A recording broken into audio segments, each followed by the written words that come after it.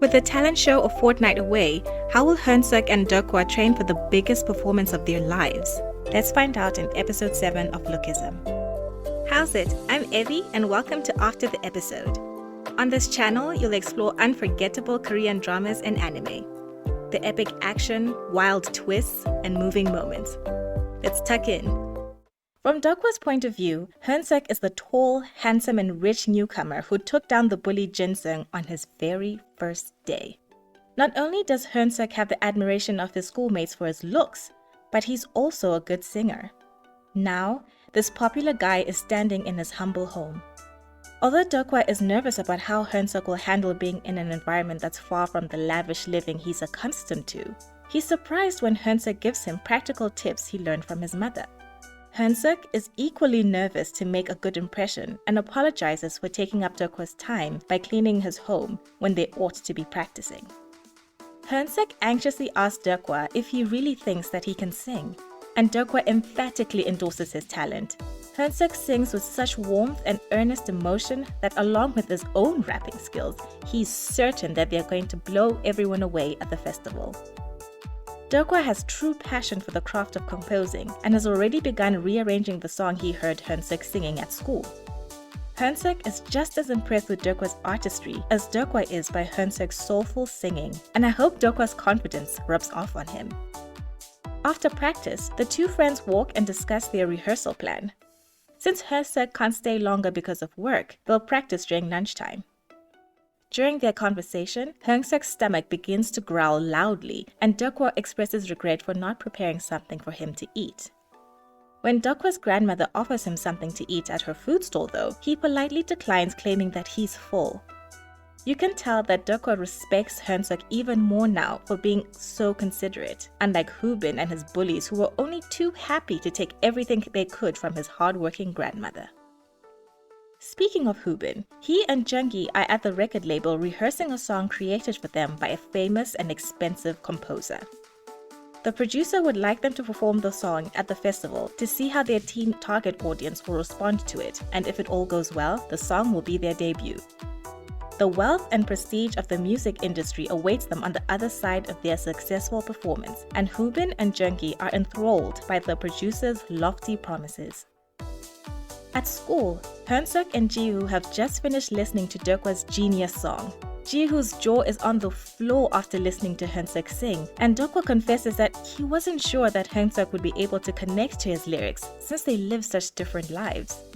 Deok-hwa goes on to add that although Hyeong-seok's raw talent can be improved over time with training, their best strategy given their 2-week timeline is to focus on repetition of the song.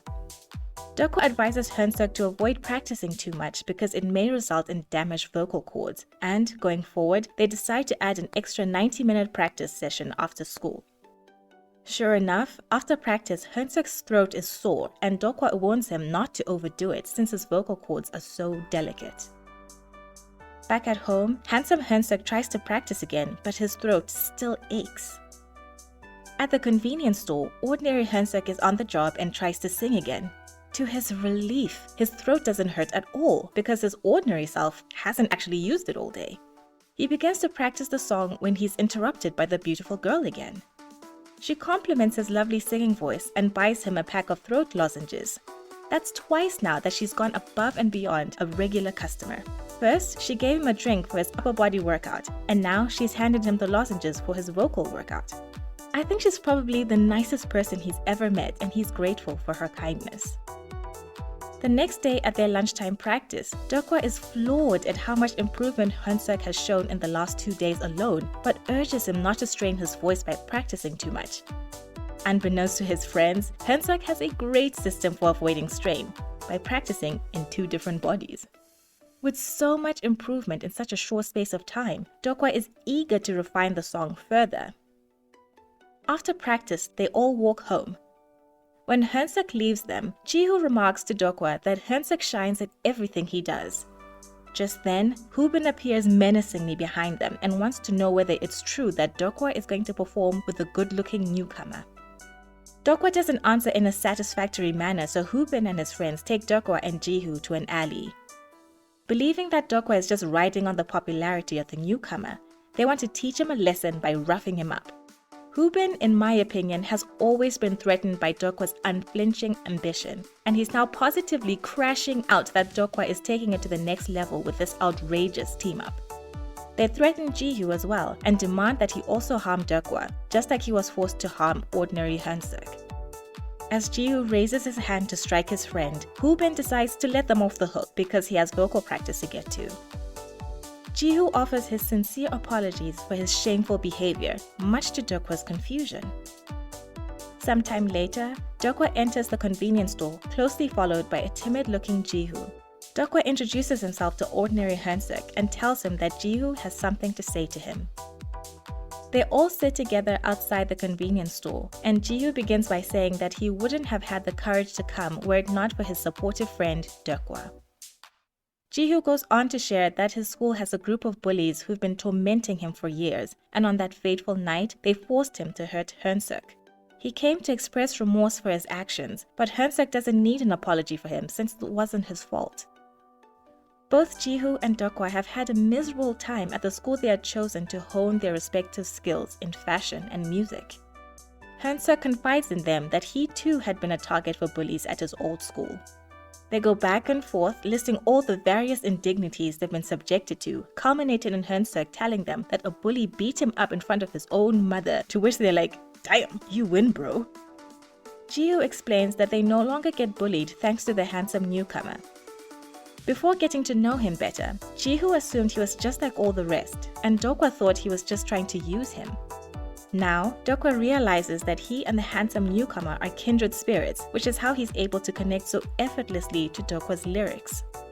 At that moment, Basku appears in front of them, asking whether they truly believe in Hyeong-seok's goodness. They tell Basku that Hyeong-seok is a good guy who helps them without asking for anything in return.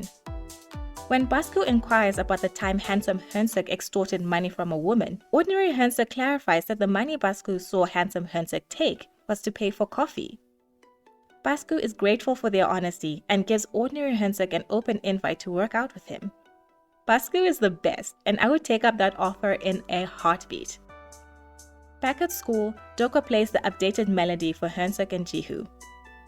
Shy no more, Hyeong-seok confidently belts out the song, finally coming into his own. In just 10 days, his skills have improved immensely because he's been practicing diligently in both his bodies. All his hard work has clearly paid off, and Ji-hoo gives him a standing ovation. With Hyeong-seok's angelic voice and Deok-hwa's fire rhymes, they'll be invincible. Elsewhere at the recording studio, the producer is pleased with Hoobin and Jeongi. Given his years of experience in the industry, he knows a viral hit when he hears it. During the festival, Hoobin and Jeongi will perform second to last, and Deok-hwa and Hyeong-seok will close out the show. Hoobin is quite happy with this order and hopes that the losers will be too scared to take the stage after true icons like them. After all, Hyeong-seok is just a pretty face, and Deok-hwa has never performed in public before. He's looking forward to crushing them. Little does he know just how much Deok-hwa and Hyeong-seok have prepared for the festival. Will all that hard work and dedication be reflected in their performance? We'll see in my next recap video on episode 8, the season finale, so check it out. Links are in the description. Thanks for watching, and I'll see you in the next one.